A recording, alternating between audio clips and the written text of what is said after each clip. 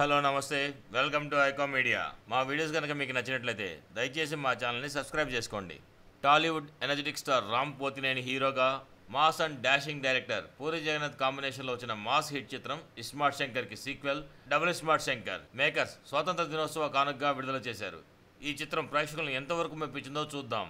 కథలోకి వస్తే ఇంటర్నేషనల్గా పేరు మోసిన మాఫియా డాన్ మేజర్గా గన్ సప్లై చేసే బిగ్ బల్ సంజయ్ దత్కి ఒకరోజు తనకి బ్రెయిన్ ట్యూమర్ ఉందని తెలుస్తుంది. తన సామ్రాజ్యాన్ని మరో 100 ఏళ్లు డిజైన్ చేసుకున్న తను చనిపోవడానికి ఇష్టపడ్డు ఒక డాక్టర్ ద్వారా మెమరీ ట్రాన్స్ఫర్ గురించి తెలుసుకుంటాడు. దీనికి సరైన మనుషుల్ని ప్రయోగం కోసం వెతుకుతున్న సమయంలో హైదరాబాద్లో ఉన్న iSmart Shankar alias double smart గురించి తెలుసుకుంటాడు. అక్కడ నుంచి కథ ఎలా మలుపు తిరిగింది, శంకర్ని బిగ్ బుల్ ఏం చేస్తాడు, బిగ్ బుల్ వల్ల శంకర్ జీవితంలో జరిగిన విషాదం ఏంటి అనేది తెలుసుకోవాలంటే మాత్రం సినిమా చూడాల్సిందే.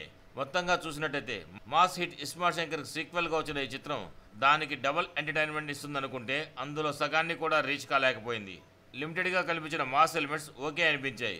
రామ్ తన రోల్ని బాగానే చేశాడు. కావ్య కూడా బాగానే కనిపించింది. కానీ పూరి వర్క్ మాత్రం అంచనాలు రీచ్ అయ్యే రేంజ్లో లేదు. పార్ట్ 1 చూసి దీనిపై ఎక్కువ అంచనాలు పెట్టుకుంటే తప్పకుండా డిసప్పాయింట్ అవుతారు. ఎంత తక్కువ అంచనాలు పెట్టుకుని చూసినా ఇది పూరి రేంజ్ సినిమా కాదు అనే భావన కలుగుతుంది. దీనివల్ల సినిమా బిలో యావరేజ్ గానే మిగిలిపోయిందని చెప్పాలి. మరిన్ని టాలీవుడ్ అప్డేట్స్ కోసం మా ఛానల్ సబ్స్క్రైబ్ చేసుకోండి. మా వీడియోస్ మీకు నచ్చినట్టయితే లైక్ చేయండి, షేర్ చేయండి. మీ అభిప్రాయాలు కూడా కామెంట్ రూపంలో మాకు తెలియజేయండి. మరో వీడియోలో మళ్ళీ కలుస్తాను. అంతవరకు ఉంటాను. Bye bye.